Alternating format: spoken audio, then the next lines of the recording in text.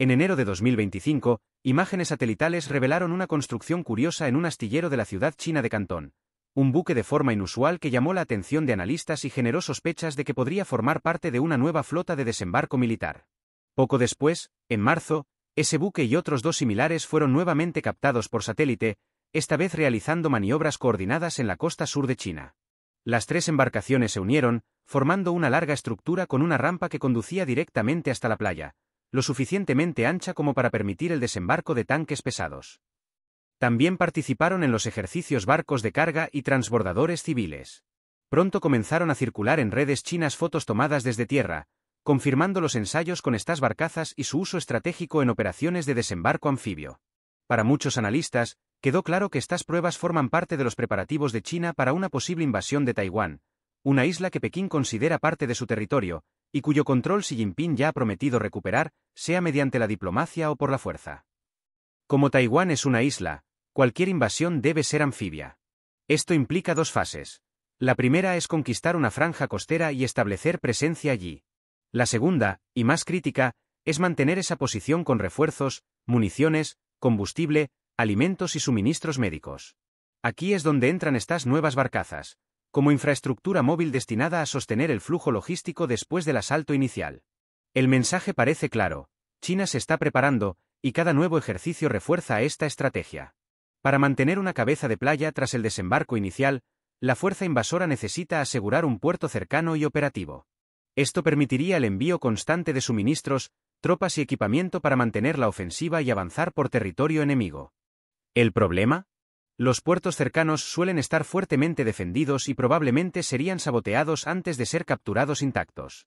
Durante la Segunda Guerra Mundial, los aliados enfrentaron ese mismo desafío durante la invasión de Normandía. La solución fue llevar sus propios puertos móviles, los famosos puertos Mulberry. Eran estructuras flotantes compuestas por rompeolas, muelles y carreteras móviles que fueron remolcadas desde Inglaterra y ensambladas justo después del desembarco, permitiendo así el flujo constante de tropas y suministros sin depender de puertos enemigos destruidos. Esa idea, simple pero brillante, sin duda ha inspirado a los planificadores militares chinos, que hoy enfrentan un dilema similar respecto a Taiwán. El estrecho de Taiwán tiene una distancia comparable al Canal de la Mancha, y es casi seguro que Taiwán sabotearía sus propios puertos antes de permitir que cayeran en manos del ejército chino. Por eso, China parece estar desarrollando su propia versión moderna de los puertos Mulberry, esas barcazas interconectadas que vimos en pruebas recientes. Funcionan como puentes flotantes y plataformas logísticas, permitiendo a China mantener el flujo de suministros justo después de conquistar una cabeza de playa, sin depender de la infraestructura costera enemiga. Pero, como nos enseña la historia, incluso las soluciones más ingeniosas pueden fracasar. Una de las estructuras originales de los puertos Mulberry fue destruida por una tormenta. Es decir, incluso con tecnología moderna, una invasión anfibia de Taiwán seguiría siendo una de las operaciones militares más complejas del siglo XXI. Esto significa que, ante las dificultades naturales y defensivas de la costa taiwanesa, China está desarrollando una solución propia: llevar sus propios puertos móviles para hacer viable una invasión. La costa de Taiwán está llena de arrecifes de coral, lo que dificulta el acceso directo de los buques a tierra firme. En algunos lugares, estos arrecifes se extienden cientos de metros mar adentro. Además, Taiwán cuenta con muy pocas playas adecuadas para desembarcos anfibios. Solo 14 zonas son consideradas ideales para este tipo de operación, las llamadas playas rojas. Estas tienen terreno llano, ausencia de arrecifes y están cerca de objetivos estratégicos como la capital Taipei y el puerto de Kaohsiung. El propio gobierno taiwanés es plenamente consciente de esto. Esas playas son las más fortificadas de toda la isla, lo que convierte un ataque directo en una apuesta extremadamente arriesgada. Es aquí donde entran en juego las nuevas barcazas chinas, apodadas informalmente por analistas occidentales como clase Suikao, o puente acuático. Estas embarcaciones están diseñadas para evitar la dependencia de playas concretas o de puertos existentes. Operan en grupos de 3, una barcaza más pequeña en la parte delantera, una mediana en el centro y una más grande en la parte trasera. Cada barcaza está equipada con patas retráctiles, que funcionan como los pilares de una plataforma petrolífera. Una vez que alcanzan su posición cerca de la costa, estas patas se extienden hasta el fondo marino, elevando y estabilizando la estructura incluso en condiciones de mar agitado. A partir de ahí, cada barcaza despliega un puente desde su proa. Las tres embarcaciones forman una pasarela continua, una especie de carretera flotante, que puede extenderse hasta 825 metros en dirección a tierra. Con este sistema, tropas, vehículos y equipos pueden ser descargados directamente en la playa, incluso en zonas sin puertos o con arrecifes por delante, creando su propia infraestructura logística temporal en el mar. Esta ingeniería podría dar a China la capacidad sin precedentes de llevar a cabo desembarcos en puntos no convencionales, evitando las defensas más pesadas y ganando ventaja táctica, una solución moderna a un desafío que recuerda mucho a la invasión de Normandía. Los analistas creen que las barcazas de la clase Suikao, o Wiekov, como han sido apodadas por algunos observadores occidentales, están diseñadas para soportar el peso de vehículos militares pesados, como blindados e incluso tanques. Funcionan como una combinación de puerto y puente móvil, y pueden utilizarse junto con buques civiles chinos del tipo Roll-on/Diagonal Rorro, adaptados para el transporte militar. Estos barcos civiles atracarían en la barcaza trasera, donde los vehículos y equipos serían descargados y enviados directamente hacia la costa. Según analistas del Instituto de Estudios Marítimos de China, una sola de estas estructuras podría permitir el desembarco de hasta 150 vehículos en menos de una hora. A lo largo de un solo día, podrían descargarse cientos de blindados de este modo. El diseño de estas barcazas resuelve uno de los grandes retos de la costa taiwanesa, los arrecifes coralinos poco profundos, que impiden la aproximación de embarcaciones grandes. Como las barcazas tienen poco calado y se colocan lejos de la costa, evitan estos obstáculos naturales, creando nuevas opciones de desembarco que antes eran inviables. Además, gracias a su larga pasarela, las barcazas podrían incluso conectarse directamente con las carreteras costeras de la isla, permitiendo que los vehículos militares entren en la red vial de Taiwán sin siquiera pasar por una playa, lo que representa una amenaza estratégica sin precedentes. Estudios indican que, con esta tecnología, el número de posibles puntos de desembarco para una invasión china podría aumentar de 14 a más de 50 playas, lo que supone una pesadilla logística para la defensa taiwanesa.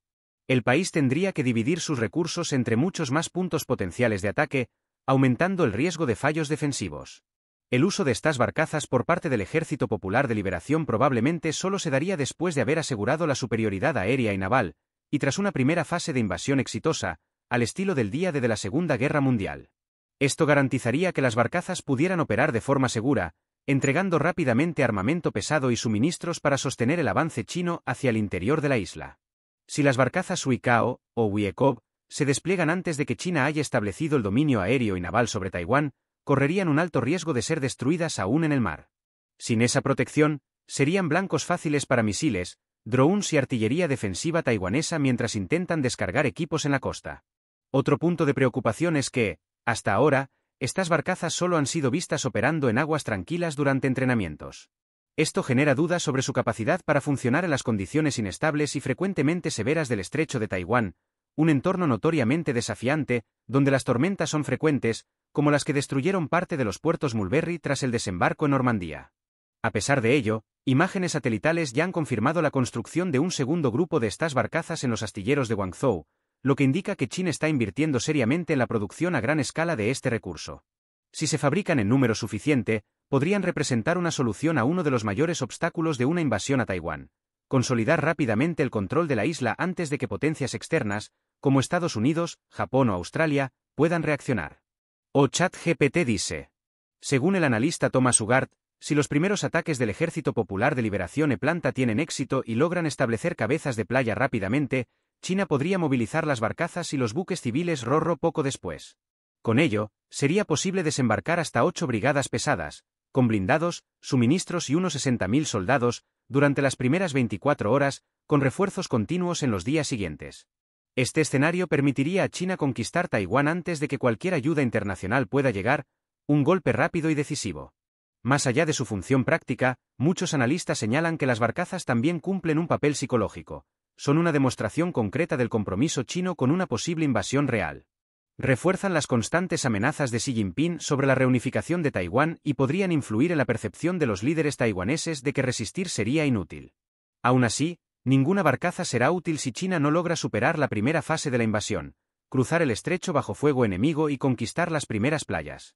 Esta etapa inicial, extremadamente arriesgada, dependerá de la capacidad del EPL para enfrentarse a una defensa feroz en una de las regiones más militarizadas y vigiladas de Asia.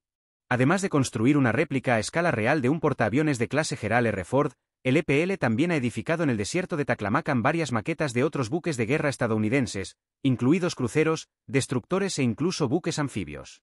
Todo indica que estas estructuras se utilizan como objetivos simulados para pruebas de misiles y entrenamientos de ataque, con el fin de perfeccionar tácticas de destrucción rápida y precisa de la flota estadounidense en un posible escenario de conflicto. Estas réplicas no están allí por casualidad.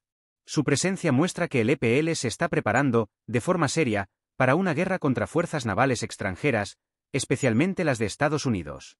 Al simular ataques contra buques como los de la clase Ford, China demuestra claramente su intención de desarrollar armas y estrategias capaces de destruir o neutralizar esas plataformas críticas en los primeros momentos de un conflicto. Esto se vincula directamente con la lógica detrás de las barcazas Zhuikov. Para que estas estructuras flotantes puedan utilizarse con éxito en una invasión anfibia de Taiwán, China debe garantizar que ninguna flota aliada, estadounidense, japonesa, filipina o australiana, logre intervenir a tiempo. En otras palabras, el EPL busca impedir cualquier intervención antes de que comience. Por lo tanto, el desarrollo de armas antibuque de largo alcance, los constantes ejercicios con escenarios de destrucción de flotas y las pruebas con misiles balísticos e hipersónicos contra réplicas de buques estadounidenses forman parte de una estrategia más amplia: disuadir la intervención extranjera mediante la amenaza creíble de una destrucción inmediata. Al entrenar en un entorno remoto y reservado como el desierto de Taklamakan, China puede probar sus misiles con un alto grado de sigilo y precisión. Comparable a la importancia que tienen los desiertos de Nevada para las pruebas militares estadounidenses, la base de Dengjian y sus áreas adyacentes se han convertido en el centro neurálgico del esfuerzo chino por desarrollar la doctrina militar necesaria para disuadir o derrotar cualquier fuerza que intente defender Taiwán. Las barcazas Zhuikov son solo una pieza del rompecabezas. Para que tengan relevancia, el EPL debe asegurarse de que ninguna flota enemiga se acerque a las costas taiwanesas. Y eso es precisamente lo que revelan las pruebas con réplicas de barcos en el desierto. China no solo está preparando una fuerza de invasión, sino también una estrategia de negación de acceso contra cualquier intento de intervención extranjera, lo que puede hacer que la amenaza de invasión sea más real y aterradora que nunca. Lo que a primera vista parecía una estructura común resultó ser, en realidad, una réplica exacta de la base aérea de Kadena, ubicada en Okinawa, Japón, una de las instalaciones militares estadounidenses más importantes en Asia. Las imágenes satelitales, con las carreteras destacadas, muestran claramente la forma característica de la base, incluyendo la orientación de las pistas de aterrizaje y la disposición de los edificios, recreados fielmente en medio del desierto chino. Esta réplica es significativa. Kadena es un pilar de la presencia militar de Estados Unidos en el Pacífico Occidental y un punto estratégico clave en cualquier escenario de defensa de Taiwán. La simulación de esta base sugiere que el Ejército Popular de Liberación Eplanta está entrenando para realizar un ataque preventivo o de negación de uso contra ella, con el objetivo de neutralizar rápidamente la capacidad de respuesta aérea estadounidense en caso de conflicto. Al igual que las maquetas de buques en el desierto de Taklamakan, la réplica de Kadena está situada a una distancia estratégica, unos 2.600 kilómetros, de las zonas de lanzamiento de misiles de la fuerza de cohetes del EPL. Esta distancia reproduce con precisión la separación real entre el interior de China y objetivos militares importantes en el Pacífico, como Okinawa o incluso Guam. Esto permite al EPL ensayar sus misiles balísticos y de crucero de largo alcance con realismo, en ejercicios coordinados entre la fuerza de cohetes, la fuerza aérea y sus sistemas de guiado de precisión. En conjunto, todos estos entrenamientos en el desierto demuestran que el EPL está centrado en dominar la llamada estrategia de antiacceso y negación de área, A2/AD. Esto significa impedir que las fuerzas militares de Estados Unidos y sus aliados se acerquen al teatro de operaciones en torno a Taiwán. Al entrenar intensamente para destruir portaaviones en movimiento, buques de escolta y bases aéreas cruciales como Kadena, China busca debilitar la capacidad de reacción rápida de sus adversarios, y con ello, aumentar las posibilidades de éxito en un ataque relámpago contra la isla. Por tanto, más que simples pruebas, estas instalaciones en el desierto representan un simulador de guerra a gran escala. Revelan el nivel de preparación detallada del EPL para un conflicto de alta intensidad con Estados Unidos y sus aliados, un paso audaz y deliberado, que tiene como objetivo consolidar la creencia de que China realmente podría vencer, o al menos neutralizar, una intervención extranjera en defensa de Taiwán. La réplica casi perfecta de los alrededores del despacho presidencial en Taipei, construida cerca de un campo de entrenamiento de la Fuerza Aérea del EPL, revela el claro enfoque de China en prepararse para ataques quirúrgicos en el corazón político y administrativo de Taiwán. El lugar reproduce fielmente la zona más sensible de la capital, similar al National Mall de Washington, lo que evidencia que el objetivo de estos entrenamientos es la capacidad de eliminar rápidamente los centros de mando y control del gobierno taiwanés. Paralelamente, las pruebas de misiles en el desierto de Taklamakan, utilizando maquetas de buques de guerra estadounidenses, incluso en movimiento para simular maniobras defensivas, revelan un esfuerzo coordinado para desarrollar y validar tácticas que neutralicen el poder naval de Estados Unidos en el Pacífico Occidental. Al igual que las barcazas Zhuikov, estas maquetas funcionan como demostraciones tangibles de la capacidad militar de China, pero también como instrumentos de presión psicológica, una forma de disuasión que muestra que Estados Unidos pagará un alto precio si elige intervenir en la defensa de Taiwán.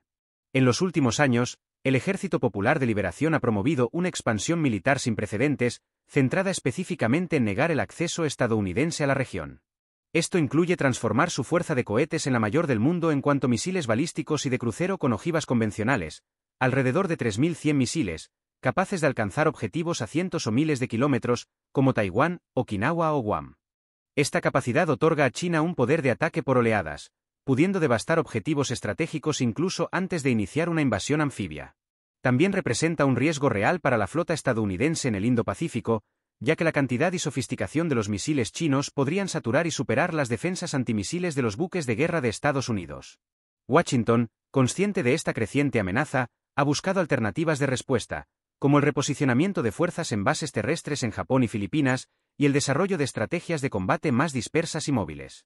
Sin embargo, China también ha avanzado en tácticas para neutralizar esas bases y reducir el tiempo de reacción aliado, lo que evidencia que está comprometida no solo con aumentar su poderío militar, sino también con garantizar la capacidad de asestar un golpe rápido, letal y posiblemente decisivo, antes de que sus adversarios puedan reaccionar. Esta incursión de la fragata china por la costa norte hasta la costa este de Australia, cruzando el estrecho de Torres en febrero de 2025, fue una demostración deliberada de capacidad expedicionaria y un mensaje político claro de Pekín. China puede proyectar poder militar directamente en el patio trasero australiano. Esto rompe simbólicamente con la suposición previa de que el territorio continental de Australia estaría geográficamente aislado de presiones militares directas en el Indo-Pacífico. Este movimiento chino, aparentemente rutinario, fue estratégicamente calculado para coincidir con otras acciones coercitivas y entrenamientos a gran escala. También tuvo lugar pocos meses después de ejercicios conjuntos entre EU, Japón y Australia, y tras la firma de nuevos acuerdos trilaterales de seguridad. Al permitir que una de sus fragatas atravesara uno de los pasos navales más sensibles desde el punto de vista geopolítico en el Pacífico Sur, China se aseguró de recordar a Australia que no está fuera del alcance del EPL, y que cualquier participación australiana en una eventual guerra por Taiwán podría traer consecuencias concretas en su propia zona marítima y litoral. Esta demostración encaja en una estrategia mucho más amplia, la disuasión mediante la sobrecarga de riesgos, que busca forzar a aliados de EU, como Australia, Japón o Filipinas a pensárselo dos veces antes de involucrarse en un conflicto de alta intensidad por Taiwán. La idea es clara: hacer que cualquier ayuda militar a Taiwán sea lo más arriesgada posible, al mismo tiempo que se construye la imagen inevitable de la victoria china. El vasto poderío de construcción naval de China, más de 230 veces mayor que el de EU, en capacidad industrial, está alimentando esta estrategia. No se trata solo de construir buques anfibios para invadir Taiwán, sino de construir una marina multidimensional que pueda amenazar submarinos estadounidenses, hundir portaaviones, cortar líneas logísticas en el Pacífico e incluso proyectar fuerza hasta Oceanía. Fragatas antisubmarino como la nueva Type 054B son la punta de lanza de un programa que busca negar a EU su superioridad bajo el agua, una de las pocas áreas en las que Washington aún mantiene una ventaja clara. Además, la geografía favorece a China en un primer momento. El estrecho de Taiwán es estrecho y poco profundo, lo que facilita la detección de submarinos enemigos y reduce el margen de maniobra para la flota submarina estadounidense. Al saturar el área con sensores, fragatas ASW, drones navales y redes de sonar, China busca crear una burbuja antisubmarina defendible que pueda proteger su flota de invasión el tiempo suficiente para conquistar una cabeza de playa, el paso decisivo en una campaña relámpago contra Taiwán. Combinando su fuerza de misiles en tierra firme, una marina en crecimiento exponencial y amenazas directas a socios regionales, el plan de China es claro: hacer que la perspectiva de cualquier intervención militar extranjera en Taiwán sea tan arriesgada, costosa e incierta, que la disuasión ocurra antes del primer disparo. Es una estrategia tanto de dominio regional como de guerra psicológica, y hasta ahora, ha sido calibrada para debilitar la cohesión y la preparación de las alianzas pro-Taiwán sin disparar un solo misil. La fragata inicial fue acompañada por un crucero y un buque cisterna del EPL, formando un grupo que cruzó el Mar del Coral hacia el sur y entró brevemente en la zona económica exclusiva de Australia, cerca de Sídney. La situación atrajo una gran atención en los medios australianos, que se intensificó días después cuando los buques chinos comenzaron a transmitir alertas por radio a aerolíneas sobre la realización de ejercicios con munición real entre Australia y Nueva Zelanda. Esto obligó al Servicio de Aviación Civil de Australia a emitir una alerta de emergencia, desviando casi 50 vuelos de la región. La flota china prosiguió hacia el sur de Tasmania, entrando y saliendo nuevamente de la ZEE australiana, antes de desplazarse hacia el oeste, acercándose a solo 170 millas náuticas de Perth. Pocos días después, un submarino nuclear de EEU atracó en una base cercana. Tras casi un mes navegando alrededor de todo el territorio australiano, los buques regresaron al norte, rumbo a China, concluyendo una demostración de poder sin precedentes que expuso la vulnerabilidad estratégica de Australia. Este movimiento ocurrió en un momento particularmente delicado para el país, cuya marina atraviesa años de declive, con capacidad reducida y equipos obsoletos, siendo actualmente la más pequeña y desactualizada desde la Segunda Guerra Mundial. La tradicional alianza de Australia con EEU también atraviesa tensiones, especialmente con el regreso de Donald Trump a la presidencia estadounidense. Durante la operación, el crucero chino Serjim y los demás buques transportaban en conjunto 144 celdas de misiles de lanzamiento vertical, una cifra cercana al total combinado de las 200 celdas disponibles en los 10 buques de guerra de la Marina australiana. Esta fue la incursión más al sur jamás realizada por la Marina china, y el mensaje fue evidente. Australia, al igual que cualquier base estadounidense en su territorio, está al alcance de represalias si decide intervenir en defensa de Taiwán. Mientras tanto, la expansión del alcance naval chino continúa avanzando en otras direcciones también. Mientras los buques del EPL realizaban su demostración de fuerza alrededor de Australia, Japón también observaba una escalada significativa en las actividades chinas en su región. El ministro de Defensa japonés informó que, a lo largo de 2024, buques del EPL pasaron 68 veces por las aguas cercanas a las islas RYKY, un aumento considerable en comparación con las 21 veces registradas en 2021. Estas islas están situadas en una posición estratégica entre el Japón continental y Taiwán. En junio de 2025, el mismo ministro declaró que un portaaviones chino, el Liaoning, fue avistado al este de la isla de Iwo Jime, señalando la primera vez que una embarcación de este tipo de China cruzó la llamada segunda cadena de islas, una línea de defensa crítica para los intereses de Estados Unidos en el Pacífico, centrada en Guam. Este movimiento marcó otro avance notable en la proyección de poder naval por parte de China. Quizás aún más significativo fue el gigantesco proyecto de construcción identificado por satélites en el suroeste de Pekín. Imágenes fechadas en febrero de 2022 mostraban un área residencial común. Pero en solo un año, en febrero de 2023, todo el terreno fue nivelado y los edificios demolidos. Ya en junio de 2024, la transformación era visible. El área fue tomada por un vasto campo de obras, con indicios de un gran emprendimiento en marcha. A principios de 2025, en marzo, las imágenes más recientes revelaron la construcción de un gran complejo central, con decenas de grúas aún operando. Se estima que cerca de 100 grúas estaban activas, evidenciando la escala colosal del proyecto. El terreno parecía albergar túneles profundos, instalaciones subterráneas y pasajes reforzados con concreto grueso, sugiriendo una función militar altamente sensible. El gobierno chino permanece en silencio sobre el proyecto y se ha negado a brindar explicaciones a la prensa, lo que ha aumentado la especulación entre analistas y observadores. Muchos consideran que el lugar probablemente se trata de una instalación militar crítica del EPL. Con cerca de 1.500 acres, equivalente a 5 kilómetros cuadrados, el complejo es aproximadamente 10 veces mayor que el Pentágono, consolidando su importancia estratégica y generando preocupaciones sobre la escala de la preparación militar de China.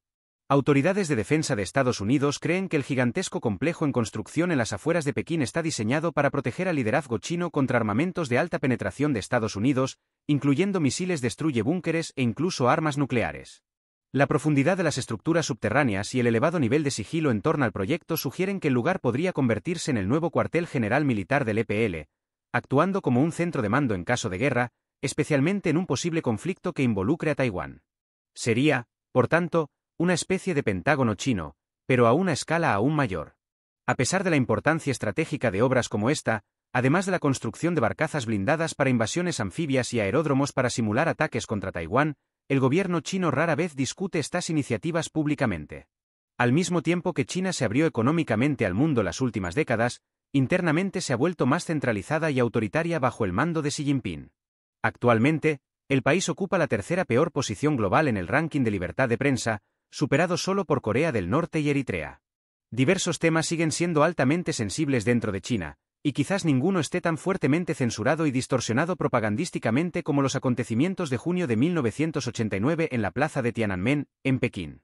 Conocido en Occidente como la masacre de la plaza de Tiananmen, el episodio se denomina dentro de China como el incidente del 4 de junio o simplemente el incidente. Entre las imágenes más emblemáticas de aquel momento está la del hombre del tanque, en la que un individuo desconocido se plantó solo frente a una columna de tanques del Ejército Popular de Liberación, poco después de la violenta expulsión de los manifestantes de la plaza. El EPL había desalojado por la fuerza decenas de miles de estudiantes y civiles que protestaban en el lugar, y los detalles de las 48 horas que precedieron a esa imagen siguen siendo uno de los episodios más controvertidos de la historia reciente. La versión oficial del gobierno chino afirma que 241 personas murieron durante la operación militar. Sin embargo, fuentes externas señalan cifras mucho más altas. El entonces embajador de Estados Unidos reportó a algunas centenas de muertos, mientras que registros hospitalarios de Pekín apuntaban al menos 478 víctimas fatales. Amnistía Internacional estimó entre varias centenas y casi 1000 muertos, y la Cruz Roja China llegó a afirmar inicialmente que cerca de 2600 personas habían muerto, antes de retractarse bajo presión oficial. El embajador de Suiza en China también reportó un número similar, alrededor de 2700 muertes. El entonces embajador británico en China también presentó una estimación del número de muertos en la plaza de Tiananmen, inicialmente afirmando que al menos 10.000 personas habían sido asesinadas, una cifra dramáticamente superior a las demás estimaciones. Sin embargo, más tarde revisó ese número a algo entre 2.700 y 3.400 muertes.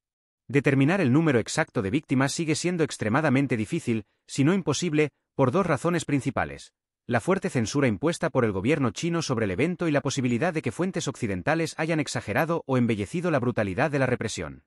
En China, términos como Plaza de Tiananmen, masacre, 4 de junio, 6-4 o 4 de junio del 89 son sistemáticamente bloqueados en motores de búsqueda como Baidu. Las publicaciones relacionadas con el episodio, publicadas en plataformas como WeChat o Douyin, la versión china de TikTok, son rápidamente eliminadas por algoritmos o quedan invisibles para el público. Los eventos de 1989 están completamente borrados de los libros escolares en China continental, y los investigadores extranjeros que intentan publicar trabajos académicos sobre el tema suelen tener sus visados denegados o se les impide acceder a archivos oficiales, convirtiendo este episodio en el más censurado de la historia moderna. Episodios como el de la plaza de Tiananmen, debido a su contenido sensible y violento, jamás podrían funcionar en YouTube, donde serían automáticamente desmonetizados y restringidos por edad, lo que comprometería su visibilidad dentro de la plataforma. Si consideras este contenido importante, informativo o simplemente necesario, considera suscribirte al canal y así apoyar directamente mi trabajo. Y si quieres que más gente conozca estos temas censurados o ignorados, comparte este vídeo, deja un comentario con tu opinión y no olvides darle like. Esto ayuda muchísimo a que el canal siga existiendo. Hasta el próximo episodio.